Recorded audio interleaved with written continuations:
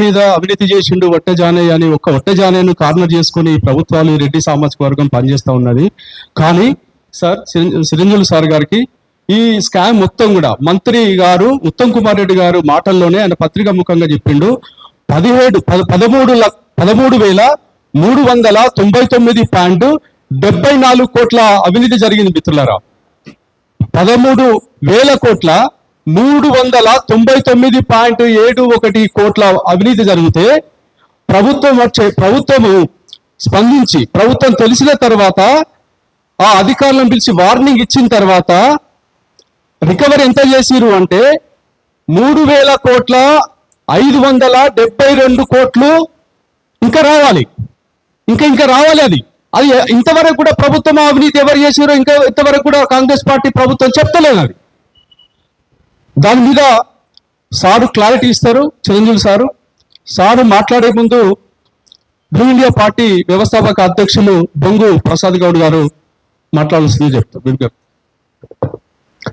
Media మిత్రులకు, ఈనాటి press meet కార్యక్రమంలో పాల్గొంటున్నటువంటి బీసీ సంఘాలు, ప్రజా సంఘాలు, ప్రజాస్వామికవాదులందరికీ కూడా సామాజిక విప్లవాభివందనాలు తెలియజేస్తున్నాను. ఈరోజు ఒక ఆందోళనకరమైన పరిస్థితిలో ఈ ప్రెస్ మీట్ను కొనసాగించడం జరుగుతుంది. భారతదేశానికి స్వాతంత్రం వచ్చి 77 సంవత్సరాలు గడిచిందని చెప్తున్నప్పటికీ ప్రజాస్వామ్య దేశంలో రాజ్యాంగం ద్వారానే పాలన కొనసాగుతుందని చెప్తున్నప్పటికీ ఈ భారతదేశంలో సగానికి పైగా జనాభా కలిగినటువంటి బీసీలకు దేశ స్థాయిలో ఆర్థిక, రాజకీయ, సామాజిక దాడులు కొనసాగుతూనే ఉన్నాయి. ఉదాహరణకు ఈ రాష్ట్రంలో మరి గతంలో యాదగిరిగుట్ట దేవస్థానం ట్రస్ట్ బోర్డు మెంబర్గా ప్రకటించిన ఈశ్వరమ్మ యాదవ్, సీనియర్ నాయకురాలు, వృద్ధ మహిళ, ఒక చిన్న బచ్చ ఆమెను విమర్శిస్తే ఈ రేవంత్ రెడ్డి దొరల తెలంగాణ వద్దు, ప్రజా తెలంగాణ కావాలి అని చెప్పి నమ్మదలికి ఓట్లు వేయించుకొని అధికారంలోకి వస్తే ఆయన పార్టీలో ఒక సీనియర్ నాయకురాలపై జరిగినటువంటి దాడి విషయంలో ఇంతవరకు ఎటువంటి షోకాజ్ నోటీస్ జారీ చేయడం కానీ, క్రమశిక్షణ చర్యలు తీసుకోవడం కానీ జరగలేదు. అదే అద్దంకి దయాకర్ విషయంలో, కత్తి వెంకటస్వామి గౌడ్ విషయంలో, కొండ మురళి విషయంలో, అంటే అదే పార్టీలో ఉన్నటువంటి బీసీ, ఎస్సీ, ఎస్టీలు ఏదైనా ప్రజాస్వామ్య పద్ధతిలో తమపై జరుగుతున్న అంతర్గత ఒత్తిడిని ఖండిస్తే వెంటనే షోకాజ్ నోటీసులు ఇచ్చినటువంటి కాంగ్రెస్ పార్టీ, ప్రజాపాలనగా చెప్పుకుంటున్నటువంటి కాంగ్రెస్ పార్టీ ఈ చిన్న బచ్చ ఇవాళ ఒక సీనియర్ నాయకుడు పైన, మహిళ పైన అనుచిత వ్యాఖ్యలు చేస్తే ఇంతవరకు చర్య తీసుకోలేదు. ఇదే రేవంత్ రెడ్డి గారు గతంలో ఒక బహిరంగ సభలో మాట్లాడుతూ మా ప్రభుత్వము నేను కొంతమంది బట్టలు ఉత్తుకునే వాళ్లకు, గొల్లు కాసే వాళ్ళకు కూడా మంత్రి పదవిలో అవకాశం కల్పించిందని ఒక సామాజిక దాడిని స్వయంగా రాజ్యాంగబద్ధమైన పదవిలో ఉన్నటువంటి ముఖ్యమంత్రి కొనసాగించడం జరుగుతుంది. ఇది వారి కులాల యొక్క అహంకారానికి నిదర్శనం. ఈ రోజు బీసీల మీద జరుగుతున్న దాడులు రాజ్యాంగంపై జరుగుతున్న దాడితో సమానమని సందర్భంగా తెలియజేయడం జరుగుతుంది. ఏ విధంగా సామాజిక తెలంగాణ అవుతుంది? జయశంకర్ సార్ కోరుకున్నాడు, భౌగోళిక తెలంగాణ సాధించుకున్నాం, బహుజన తెలంగాణ సాధించుకోవడం మిగిలిందని చెప్పి సందర్భాన్ని ఆయన పుట్టినరోజు సందర్భంగా నేను గుర్తు చేస్తున్నా. మరి భౌగోళిక తెలంగాణ సాధించుకున్నామంటే కేసీఆర్ ఉద్యమ నాయకుడు బంగారు తెలంగాణ రూపంలో దాన్ని కనుమరుగు చేసిండు. మరి ప్రజా తెలంగాణ రూపంలో మరి దొరల గడిలను బట్టలు కొడుతున్న రేవంత్ రెడ్డి గారి ఆధ్వర్యంలోనైనా అది జరుగుతుందంటే రేవంత్ రెడ్డి ఆధ్వర్యంలో కూడా నిధులు, నియామకాలు, మరి కాంట్రాక్ట్ పదవులు అన్ని కూడా ఇలా ఆ సామాజిక వర్గాలకి అందించబడుతున్నాయి.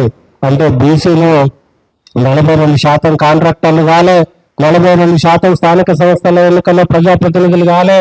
ఈ రోజు ఇదే రేవంత్ రెడ్డి పాలనలో ఇండస్ట్రియల్ పాలసీని తీసుకొస్తే బీసీల ప్రస్తావన లేకుండానే ల్యాండ్ అలొకేషన్ జీవో వచ్చిందన్న విషయాన్ని కూడా నేను సందర్భంగా గుర్తు చేస్తున్నా. ఈ రోజు రాజకీయంగా బీసీలు చైతన్యం అవుతారు. రేపు అసెంబ్లీలో అడుగుపెట్టేటటువంటి అవకాశం ఉన్నది.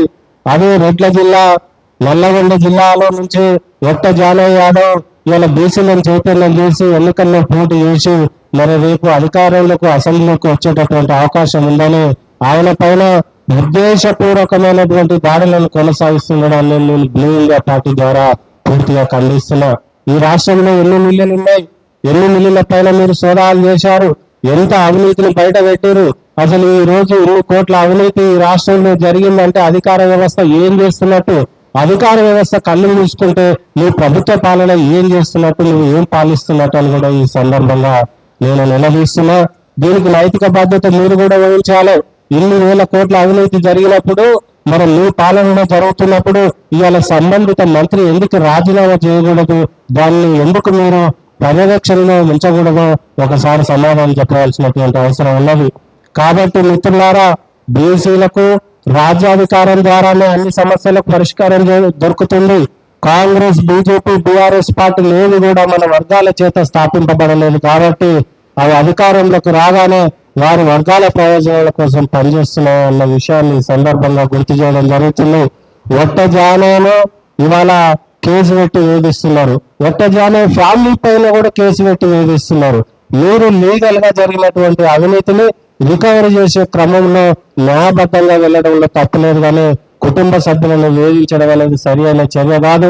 ఇప్పటికైనా మీరు న్యాయబద్ధమైన పదవిలో వెళ్ళండి. రాజకీయ ఉద్దేశపూర్వకంగా కుట్రపూరితమైనటువంటి విధానాలతో కుటుంబాన్ని వేధించడం మానుకోవాలని చెప్పి ఈ రోజు బ్లూ ఇండియా పార్టీ మరి బీసీ సంఘాలు ముక్త కంఠంతో ఖండిస్తున్నాయి. నల్లగొండ జిల్లాలో ఇంతవరకు స్వాతంత్రం వచ్చినప్పటి నుంచి ఒక బీసీ మంత్రి కాలే. ఇవాళ 12 అసెంబ్లీ స్థానాలు ఉంటే ఒకటే ఎమ్మెల్యే ఉంటాడు. ఒక్కసారి ఒక నియోజకవర్గం నుంచి బీసీ ఎమ్మెల్యే గెలిస్తే మళ్ళీ గెలవకుండా అక్కడ ఉన్నటువంటి ఓసీలంతా కుట్ర పడేటటువంటి పరిస్థితి కొనసాగుతుంది. కానీ ఇక ముందు చెల్లైన ఆటలు మేము అందరం చైతన్యవంతం అయినాం. మా బీసీ ప్రజలను చైతన్యవంతం చేసుకుని రాబోయే ఎన్నికల్లో తప్పనిసరిగా బీసీ రాజ్యాధికారాన్ని సాధిస్తాం. తప్పనిసరిగా మీకు తగిన గుణపాఠాన్ని కలిగిస్తాం. అప్పటి వరకైనా పాలన మా ఓట్ల ద్వారా పాలనలో ఉన్నటువంటి మీరందరూ ఒక బీసీ రక్షణ చట్టం తీసుకురావాల్సినటువంటి అవసరం ఉన్నది. బీసీల పైన దాడులు జరిగినప్పుడు కంప్లైంట్ వస్తే 30 రోజుల్లో చర్య తీసుకునేటువంటి విధంగా చట్టాన్ని రూపొందించాలి. ఫాస్ట్ ట్రాక్ కోర్టును ఏర్పాటు చేయాలి. బీసీ ప్రత్యేక అధికారంతో కూడిన కమిషన్ ఏర్పాటు చేయాలి. బీసీలకు ఎప్పుడైతే దాడులు జరిగి వాళ్ళు రక్షణ కోసం ఒక అప్లికేషన్ పెడతారో తప్పనిసరిగా బాధ్యత, న్యాయము, పునరావాసం అన్ని కూడా ఆ రక్షణ చట్టంలో అందించే విధంగా మీరు రూపొందించాలి.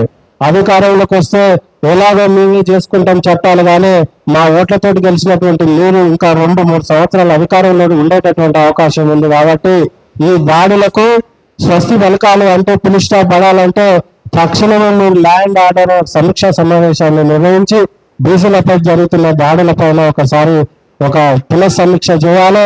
అదేవిధంగా బీసీ రక్షణ చట్టాన్ని అసెంబ్లీలో ప్రవేశపెట్టాలని, అప్పటి వరకు మా పోరాటం విధంగా కొనసాగుతుందని, ఒట్టజానే ఫ్యామిలీ కానీ ఈ రాష్ట్రంలో కానీ జరుగుతున్నటువంటి బీసీ దాడులకు నైతికంగా బాధ్యత వహించాల్సిన ప్రభుత్వమే. మేము తప్పనిసరిగా బాధితుల పక్షాన ఉండి పోరాటం చేస్తాం. త్వరలోనే మనం రాజ్యాధికారాన్ని సాధించుకొని రాష్ట్రాన్ని పాలించుకొని ఆత్మ గౌరవంతో ముందు కొనసాగుదామని, సామాజిక తెలంగాణని సాధిద్దామని ఈ సందర్భంగా పిలుపునిస్తూ ముగిస్తున్నాం. Thank you.